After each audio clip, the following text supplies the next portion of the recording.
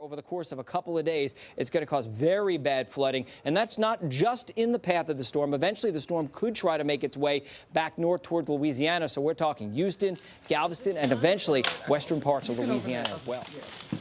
Put about 2 bars.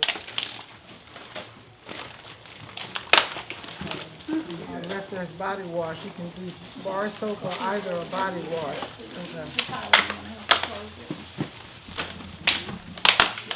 Okay. I want to first thank the city of Wilmington, the city of Chester, and the city of Philadelphia.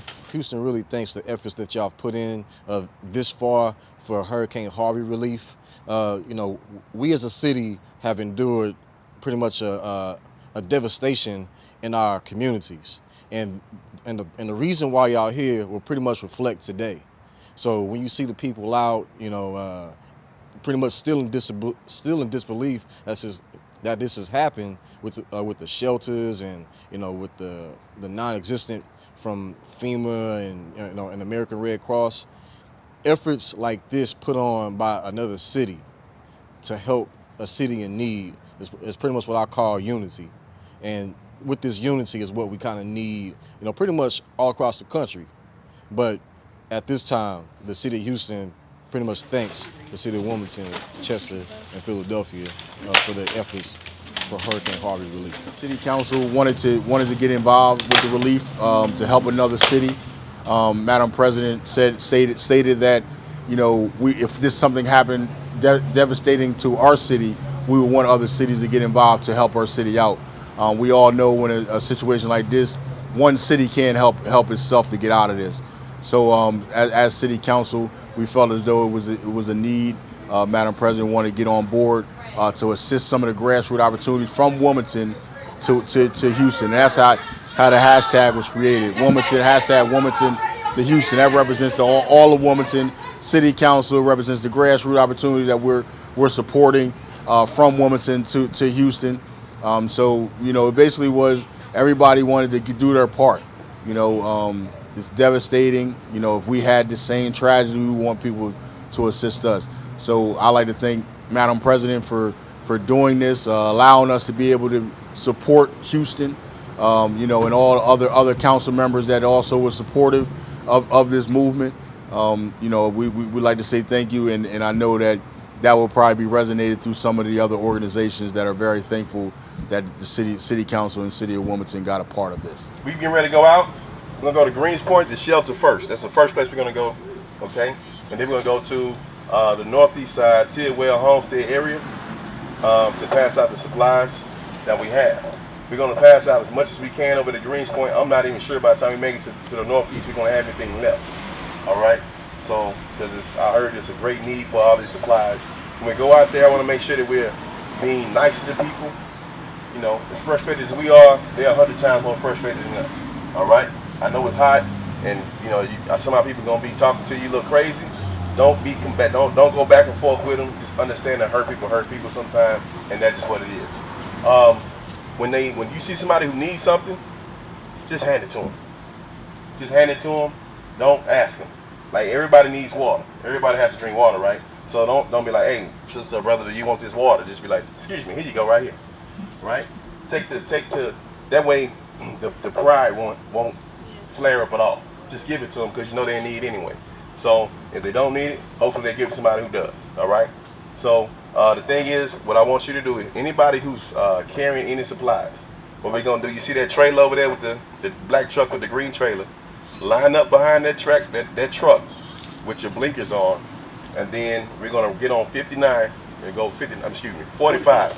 Going 45. We're gonna go 45 north, and we're gonna exit on to Greens Point Mall. So we're going right now. All right. And then when we get there, if you have particular items in your vehicle, just be there so we can pop the trunk and let the people come, and we're gonna organize it on the spot. Okay. That I don't qualify for FEMA help, say it. Even if I lived up under a bridge, you understand what I'm saying? I'm still part of that disaster, man. I'm coming here because I'm asking y'all for help, but you're gonna deny me. Then I'm a vet too. You know what I'm saying? Then you're gonna tell me, hey, I can't get this right here. It's crazy, the whole situation. And then I'm gonna say this right here. If we got any donors out there anywhere, don't bring the donation to the Red Cross because we're not gonna get it. They got donations back there right now that I help unload. You know, you got to go to the Red Cross work and say, "May I please have a pair of socks?" You know, the Red Cross is not even supposed to be like that right there. You understand what I'm saying? Say, this ain't what the Red Cross is supposed to be like, but it is like that right there, and it's sad. You know, I mean, they just, yeah. I mean, they you know, what the Red Cross and done and FEMA done, they done turned everything over to the Harris County Sheriff Department. I'm just being real. Everything is a police matter now. I can't be upset because I lost a home. I can't be upset because I lost a car. I can't, you know, show my emotions because something's bothered me. You understand what I'm saying? I can't be human. You taking that from me, but not me. I refuse to let that happen to me. Kick me out. I go camp out right up on the bridge over there. You know what I'm saying? Because you know what? I'm still gonna remain the man that I am all my life. They're not gonna shut me down. Other sources are coming in, but they're not allowing to accept anything for the other organizations to bring in for donations, and that's not right. So what type of like meal plans are y'all on? They just give us like burgers with the bun, beans, you know, just the rare necessities. Yeah, a lot of starchy foods. So nothing like healthy, nothing. Granola bars, you know, Nutri-Grains, water and milk. Like is it like a shelter, or does it feel like something else? I feel like a homeless shelter? It feels actually like if you're living in a homeless shelter. Like they got a lot of brand new clothes and stuff that's back here, and they're only giving it like to like a select few of people. You know, like they picking and choosing like who they want to give stuff to. They saying that because people came from the NRG Stadium, but like that was a lot of people, like thousands of people who didn't get anything, who couldn't make it to a shelter because of the floods. And so since they come back in, they trying to get assistance. They not really helping them with assistance. They picking and choosing who they want to let in. Man, it's hurtful, you know, hearing it. You know, I came with no expectations when I came down here, and now hearing everybody's take it. You know, we didn't talk to probably about 25, 30 people, and everybody's saying the same thing. You know, we already know for a fact that this building was a condemned building. You know, it's already listed on the Houston list as a condemned building. You know, and they putting some of these people in here as a shelter without addressing some of those issues. You know, there's boarded up areas that already had mold and rat feces and everything like that. You know, so it's hurtful for me to hear that. I'm just glad and humbled that we were able to come and bring some type of relief to them today, and we'll be back. We got a shipment coming in at 5 o'clock. Tractor trailer full of some other stuff that we need to go through some other communities. Now they bring it. See, now that we giving out here, now they bringing some of the boxes that went in.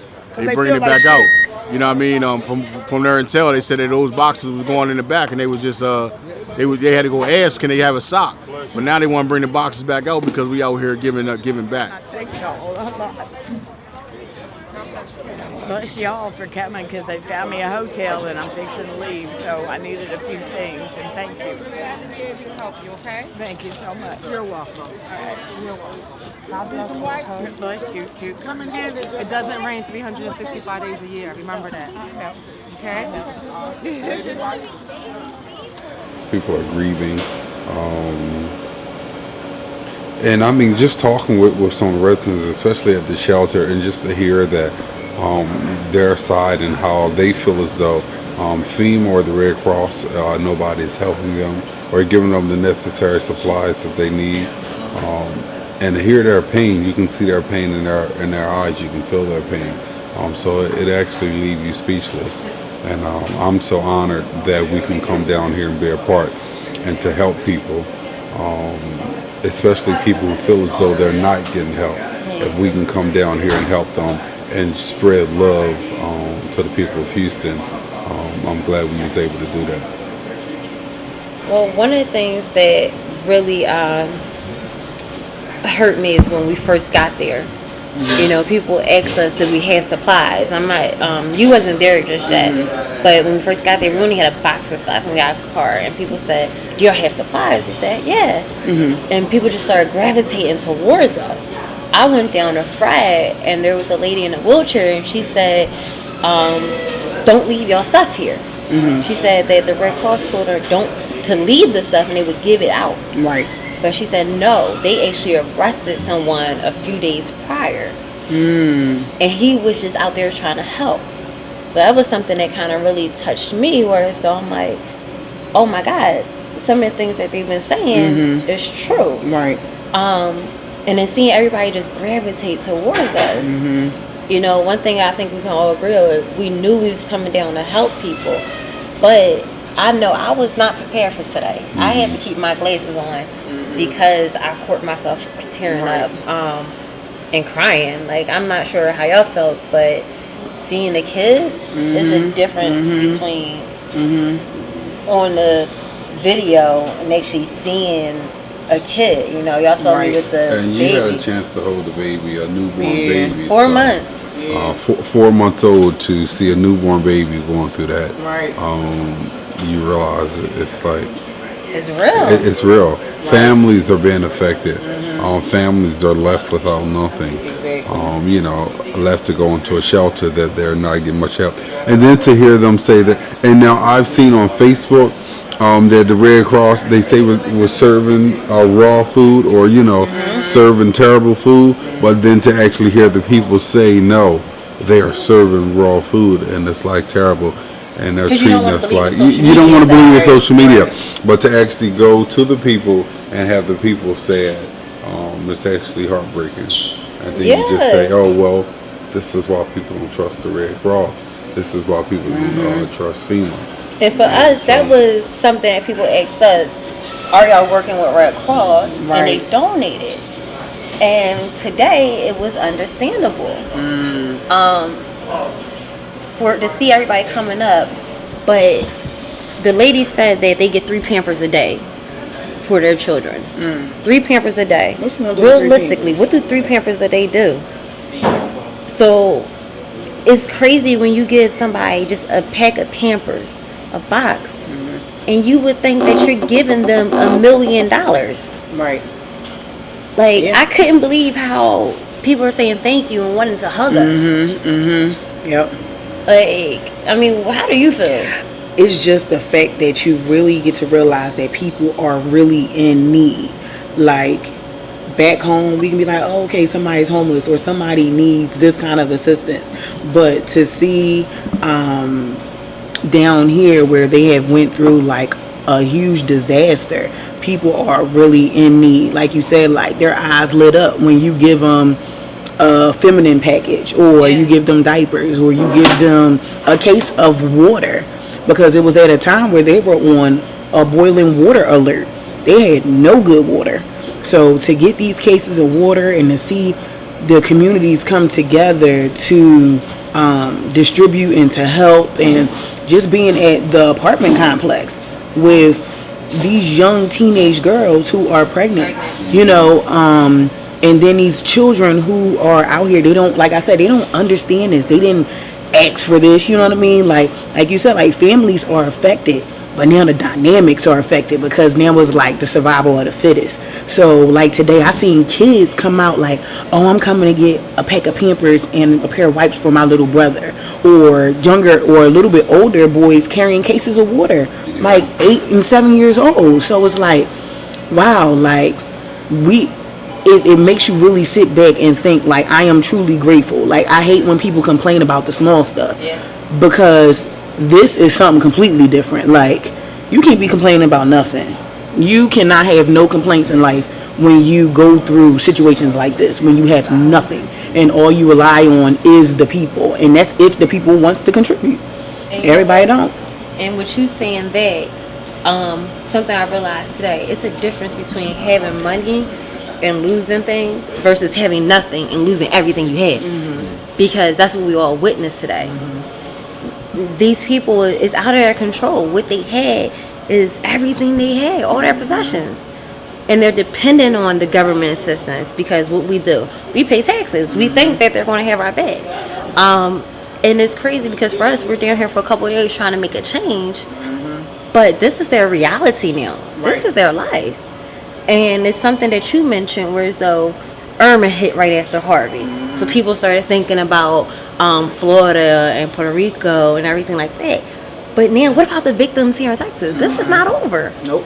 This is not It's over. gonna be a long time before it's over. So we have 3 major places that got hit, and everybody's moving on. But what can we do more? I know going home after this, I'm already thinking about what else can I do? And I don't have that much in my power to do anything. But today, watching a baby, seeing the kids have the coloring books and, you know, just wanting to read, I couldn't believe that something so small, something that we take for granted, is everything for them. Like, that's the crazy thing about it. Like, we go home, but we try to make a difference. We did make a difference. We succeeded. It makes you appreciate what you have. This will be a journey I'll never forget. Yeah. Like, appreciative. I'm gonna tell y'all this. We brought 5 people together. I'm so glad that we did this. We're here, and I couldn't think of a better crew to have made this work. I've learned a lot of life lessons in the past 30 days. Y'all became my siblings. I will say that. I'm honored, and leaving here today, I want to do more. I hope we can do more. We said we would do more, but something that's always going to stick in my head is this 4-month-old baby and this mom who her job was to protect her kid, and it's out of her control because of a natural disaster. That's always going to be in my head because this baby doesn't understand.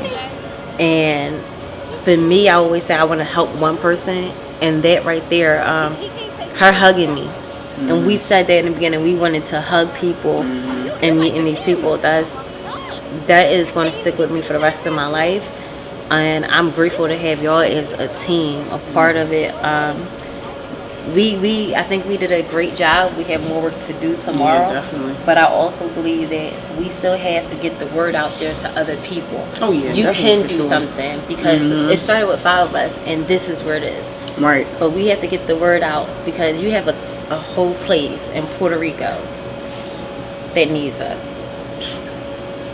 So we gotta love each other, we gotta be kind, and we gotta let people know, don't take anything for granted. Yeah, for sure. Don't. Everything, you know, you gotta love each other. We gotta help each other out, no matter what. Right. So my only hope is people that they don't forget about Texas. They continue to help Texas. Sometimes natural disasters are like funerals. Everybody shows up as soon as it happens. Then after the funeral, everybody leaves. So my only hope is that don't forget about Texas. Continue to keep Texas in your thoughts and prayers, and do whatever you can to make it down here and to give a helping hand to the people in need.